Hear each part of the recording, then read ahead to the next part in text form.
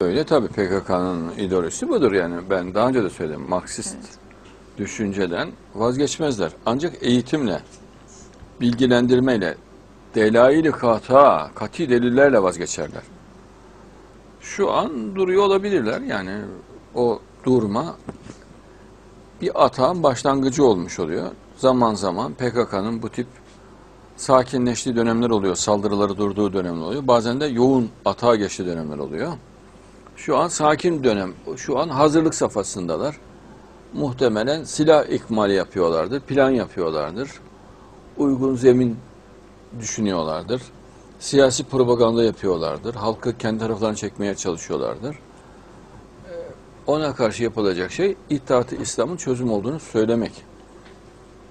PKK için, Kürt kardeşlerimiz için de, bütün dünya için de, hepimiz için de tek kurtuluş İttihat-ı İslam'dır. Çünkü PKK düşüncesi içerisinde şefkat, merhamet, sevgi yok. Allah korkusu yok, Allah sevgisi yok. Bilim yok, sanat yok, estetik yok. Sadece şiddet ve dehşet var. Ama İttihat-ı İslam'da İslam'ın o sıcak ruhunda sevgi var, merhamet var, dostluk var, kardeşlik var, iyilik var, bereket var, bolluk var. Bütün dünyayı kucaklamak var. Herkesin iyi olması için gayret etmek var. Egoistlik yok, bencillik yok. Bilim, sanat en yüksek noktada uygulanması İslam'a göre farzdır. Yani sanatın en yüksek uygulanması. Orta derece sanat olmaz.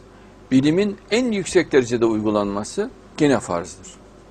Sevginin en yüksek uygulanması, yaşanması yine farzdır. Allah kendisinin sevilmesi konusunda da gücünüzün son noktasına kadar diyor, Allah'ı sevin diyor. Tevrat'ta ve İncil'de. Gücünüzün son nokta, yani takat getirebildiğiniz en yüksek noktaya kadar. Ne güzel. Değil mi? Orta bir sevgi kabul etmiyor Allah. En yüksek sevgi. Temizliğin en fazlası, en yükseği.